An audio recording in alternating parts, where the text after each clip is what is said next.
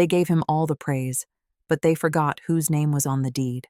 My name is Madeline Royce, and this is the story of how I was written out of my own family's legacy until I took the company name back. You see, there's a special kind of pain that comes from being overlooked, not by strangers, but by your own blood. For years, I stood in the background while my brother soaked up the applause. He was the golden child, the face of the company, the name everyone clapped for. But behind his success was me, the one who built the systems, made the calls, cleaned up the messes no one ever saw. And still, they praised him like he built it all from scratch. But they forgot one thing. It was my name on the documents, my name on the foundation, my name on the dream. This isn't just a story of quiet revenge. It's about reclaiming what was mine, with patience, precision, and power. And before we dive in, if you've ever been the silent one, the underestimated one, the one who gave everything and got no credit, hit that subscribe button. Because this story, it's not just mine, it's yours too. Let me tell you how it all began. My father built the company from nothing, just a desk in our garage and a dream bigger than the neighborhood we lived in. He called it Royce Distribution, and I was right there with him.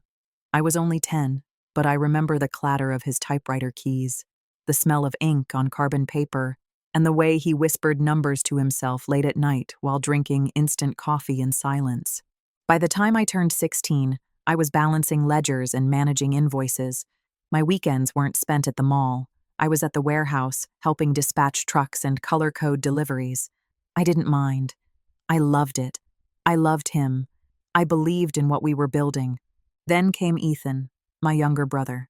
He had charm, that effortless kind that turned heads and earned him free dessert at diners. While I was sorting out contracts and fixing broken processes, Ethan was shaking hands and collecting compliments. Mom adored him. She always said, "Maddie, you're the brains, but Ethan, he's the show." At first, I believed that was enough. That being the brains meant I didn't need the spotlight. That doing the work was what mattered. So I smiled through meetings where I wasn't introduced. I stayed late while Ethan left early to meet potential investors. I even wrote the speech for his first award ceremony, word for word. He didn't change a single line. He just never said I wrote it. And when he stood on stage and delivered our dad's favorite line, "We rise by lifting others," the crowd roared. But no one knew. Those were my father's words. Words he first whispered to me, not Ethan, when I was crying over a failed delivery at age 15. That was the first crack in the glass. And the truth is, he didn't steal my role by accident. He erased it. On purpose. But I still believed in the dream. I still believed that family meant something. So I stayed, until the day I realized I wasn't just being overlooked. I was being replaced. It was supposed to be a celebration. 10 years of Royce Distribution. 10 years of growth, sacrifice, and long nights that no one ever saw. And I had spent 6 months planning that gala down to the minute, from the venue to the lighting to the curated slideshow of our journey. I even chose the quote we'd open with, "We rise by lifting others." The same words my dad used to say to me. But when I arrived at the venue that night, dressed in the only designer dress I'd ever splurged on, something felt off. The receptionist looked up from her tablet and smiled with forced politeness. "Sorry, ma'am, I don't see a Madeline Royce on the VIP list." I laughed, a nervous laugh. "Check again," I said. "I'm part of the founding team." She scanned the screen again. "Still nothing. Maybe you're here as a guest of someone else?" My heart dropped. And then I saw Ethan, standing under the golden light, cocktail in hand, laughing with the mayor, wearing the same suit he wore to our father's funeral. He didn't look at me, didn't wave, didn't acknowledge me at all. I waited. Maybe he'd say something in the speech. Maybe I was overthinking it. But when the lights dimmed and the screens lit up, I watched in slow horror as the slideshow played. Every photo, Ethan. Ethan with clients. Ethan at ribbon cuttings. Ethan in Dad's old office chair. Not one photo of our father. Not one photo of me.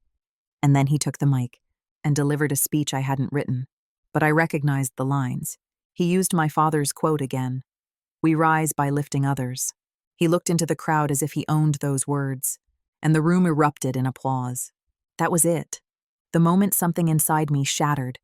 After the gala, I walked straight up to him. "Why?" I asked. He smirked. "You're good, Maddie.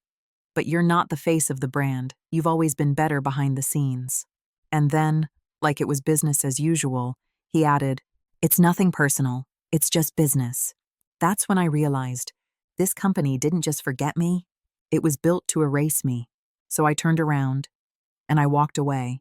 No scene, no drama, just a clean break from the company I helped build. And the brother who never once said, "Thank you." The morning after the gala, I didn't get out of bed until noon. There were no meetings, no client calls, no fire drills to put out behind the scenes, just silence, and the dull ache of betrayal still sitting in my chest like a stone. But beneath that pain, there was something else. A spark, not of revenge, not yet, but of purpose. I spent the first week unplugging, letting myself grieve the version of me that had stayed too long. The woman who gave everything to a name that never said hers out loud. The sister who once believed loyalty meant equality.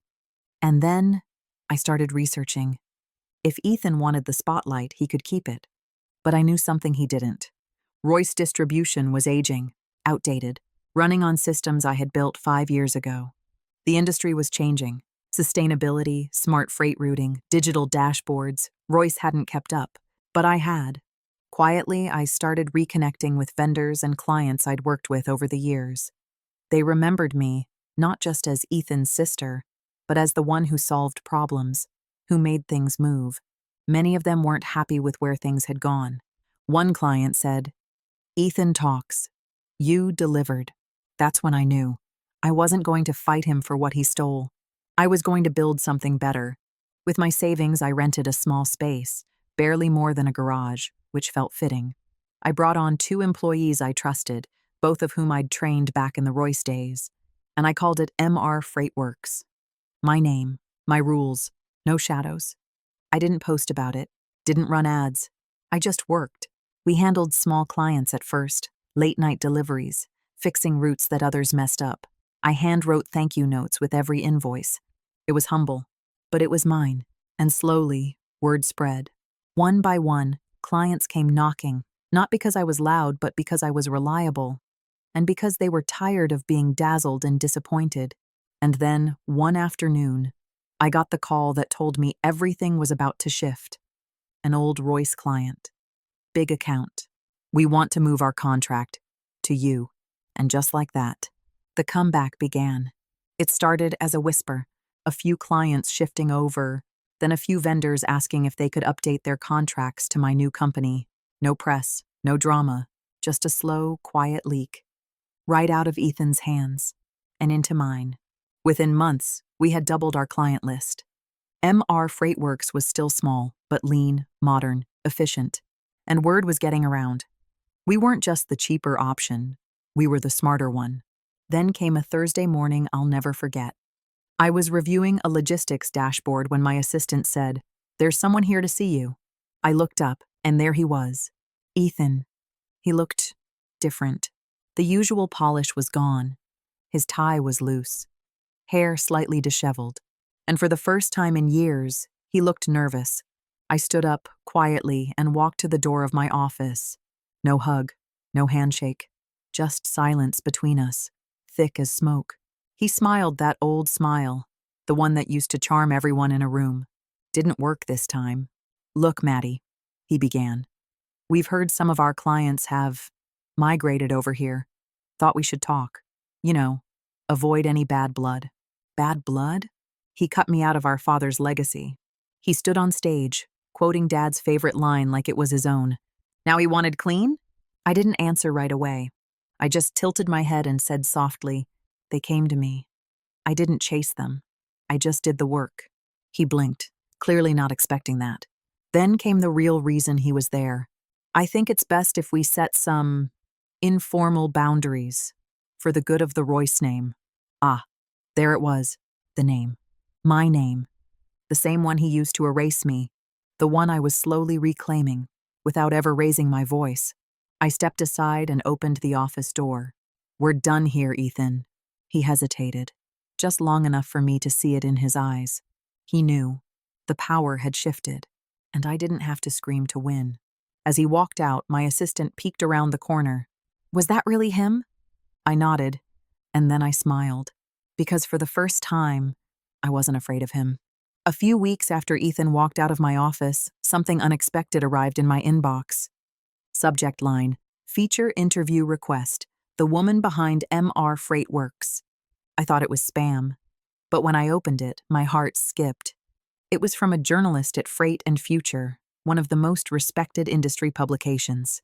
She'd been tracking rising logistics firms in the Midwest and noticed a curious pattern. Clients leaving Royce Distribution, quiet successes tied to a new name, and a woman who had once been missing from every Royce headline suddenly showing up in all the right conversations. She'd done her research. She knew who I was. The opening line of her email read, "I've heard your name in every back-channel discussion about this industry shift, but the story online still only mentions your brother. I want to hear your version." At first I froze. I hadn't told my story. Not publicly. I hadn't dragged Ethan's name through the mud, even though I had every reason to. But the truth? I was tired of being quiet. I said yes. We met for coffee. I told her everything, from the garage days with Dad to the gala that erased me. And I told her what mattered most. I didn't build MR Freight Works to get even. I built it to get back to who I was, before they wrote me out. 3 weeks later, the article went live. The woman behind Royce and the future she's building without it. It exploded. Clients called, industry forums lit up, former colleagues reached out, some apologetic, some just stunned. Even people I didn't know messaged me to say, "I always wondered why your name never came up. Now I know." And Ethan? He didn't call. He sent a cease and desist. Claimed I was misrepresenting the Royce brand, that I was confusing clients. My attorney, a woman I'd once mentored, smiled as she slid the letter across the table. "He's bluffing," she said. "He's scared." So we drafted a reply together. We welcomed the opportunity to clarify our client's co-founding status, in court if necessary. He never responded, because now the story was out. And for the first time ever, it had my name in bold. Not long after the article went viral, I got a call from someone I hadn't heard from in years. Mr. Lennox, my father's old attorney, the kind of man who still used a rotary phone and kept everything in paper files, alphabetized by hand. His voice was slow, deliberate. "Madeline," he said, "I think you should come by.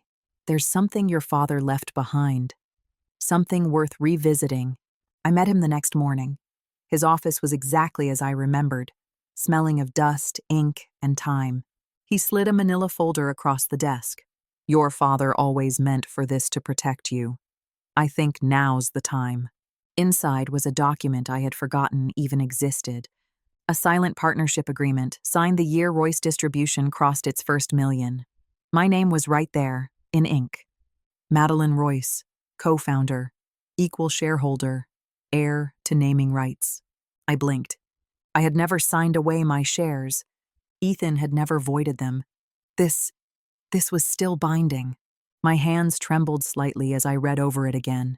For all the erasure, all the headlines he stole, this one piece of paper still held the truth. I looked at Mr. Lennox. "What does this mean?" He smiled gently. "It means the name was never his alone to take." That afternoon, my attorney filed a motion with the state business registry. We presented the documents, the timeline, the omission. It wasn't flashy. It didn't trend online. But when the approval letter came in, I cried. Because there it was, in black and white. The exclusive right to the Royce name was legally mine. A week later, I released a quiet press statement. In honor of my father's vision and my own journey, MR Freightworks will merge under a new name, Royce Logistics. No press conference, no cameras, just a dignified shift. And for the first time, the Royce name stood for something real again. Not marketing, not manipulation, but work, history, integrity, and me. Because they gave him all the praise. But they forgot whose name was on the deed. Not anymore. It happened on a rainy October evening. I was sitting near the back of a banquet hall at the Midwest Women in Business Conference, just trying to blend in. I hadn't planned to attend. My assistant practically begged me. Just go, she said. Network. Shake a few hands. No one knows how much you've done. I didn't expect much. I wasn't there to be seen. But then, the MC stepped on stage with a wide grin and opened the envelope.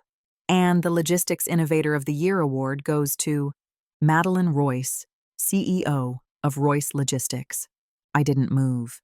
For a moment, I thought I misheard. Then I heard it again, my name, followed by a wave of applause. My team looked at me with wide eyes. One of them nudged me. Go on, that's you? I stood slowly and walked to the stage. Not in a glittering gown, not with practiced posture, just as myself. When I took the mic, I looked out at the crowd. Hundreds of faces waiting for a speech. I thought about Ethan. All the times he stood on stages like this. All the speeches he gave, some of which I had written. And then I said, I used to think recognition had to be loud, that I had to fight for a voice in rooms that didn't want to hear me. But the truth is, you don't need to shout when your work speaks louder. And in that moment, I wasn't someone's shadow. I was the story. Later that night, I checked my inbox, flooded. Messages from vendors, industry leaders, old colleagues, even a few people who had once dismissed me. But one message stood out. It was from Ethan. Guess they know your name now. Congrats. No apology. Just that. I didn't reply, because by then I didn't need his recognition. I had earned something better. Real respect. Earned, not given.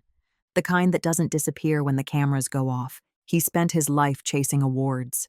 But I received the one he always wanted, because I never pretended to be someone I wasn't. And when they said my name, they said it for real. People ask me all the time, do you hate your brother? And every time, I give the same answer. Number. But I don't miss him either. See, hate takes up space. And I've spent too many years already making myself small, shrinking to fit into corners of a legacy I helped build but wasn't allowed to claim. I used to crave his approval. I used to think that if I just worked hard enough, stayed loyal enough, he'd see me. But he never did, because he never had to. I was the built-in backup, the fixer, the one who knew the numbers, remembered the clients' birthdays, handled the night shifts. And he was the one who smiled on stage. I don't resent him for being charming, but I resent the lie. That charm is leadership. That silence means consent. That credit belongs to the loudest one in the room. When I took the company name back, I didn't do it to punish him. I did it to remind myself that I was always allowed to take up space, that I was never the backup. I was the blueprint. And I'll be honest with you, there was a time when I thought reclaiming the Royce name would finally make me feel complete, but it didn't. What healed me wasn't the title. It was the truth. The truth that I didn't need Ethan's apology. I didn't need validation from a family that turned its back on me. I just needed to stand still long enough to hear my own voice again. A few months after the award, I heard that Ethan had stepped down. Officially, it was called a strategic transition. Unofficially, his leadership had worn thin. Clients were leaving. Investors had lost faith. And me? I didn't cheer. I didn't post. I didn't even mention it to my team. Because my revenge wasn't his downfall. It was my peace. The kind that doesn't need to prove anything. The kind that simply looks in the mirror and says, I don't hate you, but I don't need you. Not to see me, not to name me, not anymore. If you've ever been overlooked, if you've ever done the work, carried the weight, and stayed silent while someone else stood in your place, this is for you. Because I know how it feels to pour yourself into something, hoping someone will notice. To show up early, stay late, solve problems no one else wants to touch, and still walk into a room and feel invisible. I know how it feels to hear your own words echoed by someone else, louder, more polished, suddenly called brilliant. I know what it's like to sit in the back row of a celebration you helped create, while someone else is called the founder. But I also know this. You don't have to live there. You don't have to keep begging for space in a story you helped write. You can step away. You can rebuild. You can take back your name, your legacy, your truth, without shouting, without begging, and without becoming like the ones who ignored you. Because here's the twist they never see coming. The quiet ones. We remember everything. And when we rise, we do it without noise, but with impact.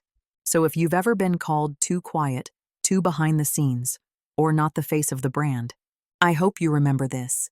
They gave him all the praise, but they forgot whose name was on the deed. And by the time they realize it, you'll already have moved on, built something better, bigger, braver, something they can't erase because it's written in your voice. And if this story touched something in you, if you've ever been where I've been or know someone who has, tap that like button, subscribe, and share this story with the quiet builder in your life. Because this isn't just my story, it's a blueprint for anyone ready to reclaim what they were never truly given, but always deserved, one name at a time.